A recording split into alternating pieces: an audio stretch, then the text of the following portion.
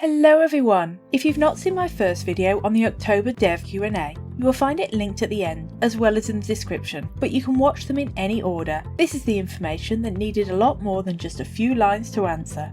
There are three main gameplay modes planned for Day of Dragons: single player, roleplay and survival. Single player would be a sandbox, no restrictions on skins or dragons you can use. It's there for you to try out regardless if you have the DLCs or unlocks. Later down the line, there might be a chance for players to maybe invite a couple of other players to their own single player games, but these games will be hosted from the person's own PC, so it's unlikely to be viable for a few years. There has been a little confusion with the two multiplayer modes, roleplay and survival. Roleplay is what we have now on the current official servers, regardless of if they're PvP or PvE. It's the default with the full map, quest lines, unlocks, breeding stat gains and diverse AI. It doesn't mean you need to roleplay on any of these servers however, it just means you will have the full story experience. These can be PvP or PvE.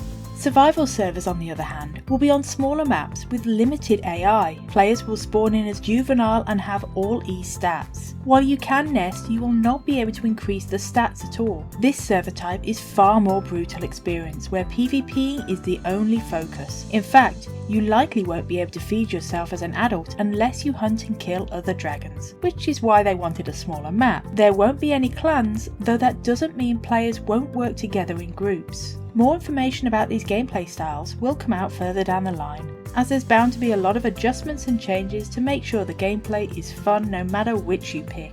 The devs are expecting some complaints with the Behemoth Drake due to its speed and the debuffs it will suffer leaving the respective climates, but they really want them to stay in their respective biomes. This is for balance reasons, as these are the locations that have the most food for the colossal drakes, in the form of the sand and snowslayer worms. Anywhere else on the map, and they will likely either starve or drive all other dragons out due to their appetite. These dragons are expected to be one of the hardest to play, not just through appetite but also through breeding and the snail's pace to increase their stats. They are basically designed for clans. These are your top tier base defense. We don't have turrets or 3 layers of metal walls, we have these drakes instead. Another thing to note is the behemoths grow from hatchling to elder. No mushrooms, quests or login ticks needed. Elder is basically their adult, though you will still be able to breed at adult. The images we have seen so far have been of the behemoths as elders. The current growth time is looking to be about 12 hours to reach elder.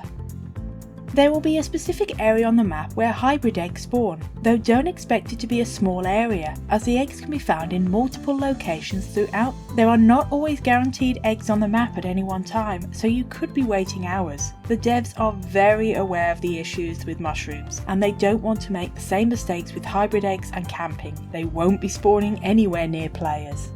The rhino AI will be found in the temperate grassland areas, where they can find plenty to eat and move around. They will spawn in herds with babies. The adults will be formidable and likely take multiple dragons to bring down. The babies, on the other hand, will be easy pickings, so long as you can get them away from the adults. When asked about food sources for the Behemoth Drake, since the Ice Behemoth will have the Cave Cutter to eat, the devs have said they've not finished announcing all of the AI scheduled to come to the game, and they will be showing what lurks in the lava lands later.